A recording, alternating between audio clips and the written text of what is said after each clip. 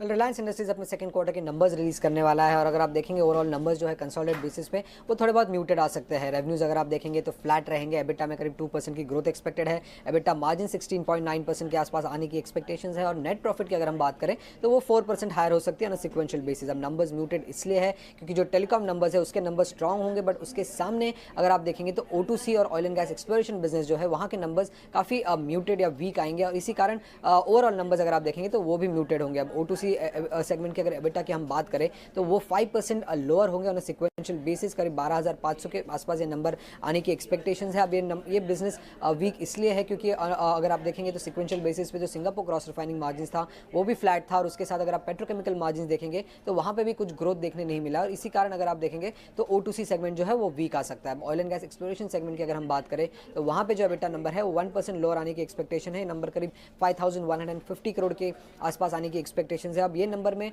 Decline इसलिए है क्योंकि हल्की सी प्रोडक्शन डिक्लाइन आने की एक्सपेक्टेशंस है KG D6 में और उसी के साथ जो गवर्नमेंट की प्रॉफिट शेयरिंग है वो भी बढ़ रही है और इसी कारण हम अगर ओवरऑल बेसिस पे देखें तो oil and gas exploration business की एबिटा भी लोअर आ सकती है। अब रिटेल बिजनेस की अगर हम बात करें तो वहाँ पे 10% की रेवेन्यू ग्रोथ है बट एबिटा ग्रोथ सिर्फ 4% की है, तो रिटेल बिजनेस में भी मार्जिन कॉन्ट्रैक्शन एक्सपेक्टेड है रिलायंस इंडस्ट्री से सेकंड क्वार्टर में। बट जो ग्रोथ हमें रिटेल बिजनेस में दिखेगी वो पूरे स्टोर एडिशन, न्यू ब्रांड्स जो कंपनी ऐड कर रही है और फुटफॉल बढ़ने के कारण देखने मिल सकती है।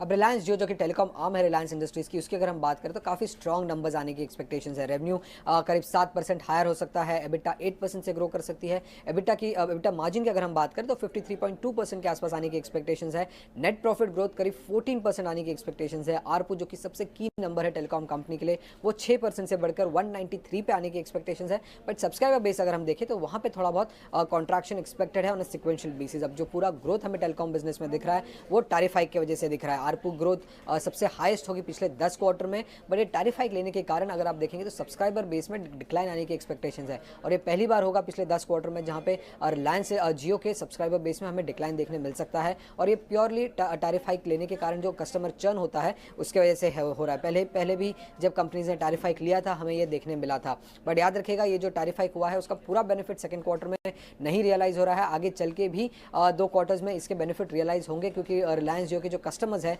वो लॉन्गर वैलिडिटी प्लान्स में है, तो कुल मिला के 3 क्वार्टर लग जाते हैं पूरे टैरिफ हाइक बेनिफिट को फाइनेंशियल्स में रिफ्लेक्ट होने के लिए। उसके अलावा किन चीज़ों पे ध्यान रखनी होगी रिलायंस इंडस्ट्रीज के नंबर पे, क्या कमेंट्री आ रही है मैनेजमेंट की रिफाइनिंग और पेट्रोकेमिकल बिजनेस के आउटलुक को लेकर, न्यू एनर्जी बिजनेस का रोड मैप क्या है, क्या टाइमलाइंस है कब प्लांट्स प्रोडक्शन शुरू करेंगे, उसी के साथ कस्टमर का बिहेवियर कैसा रहा है टैरिफ हाइक होने के बाद, ये जानना भी इंपॉर्टेंट होगा। उसी के साथ जियो फाइबर की ग्रोथ और कंपनी के आगे की कैपिटल एक्सपेंडिचर प्लान जानना भी जरूरी होगा रिलायंस इंडस्ट्रीज के रिजल्ट से।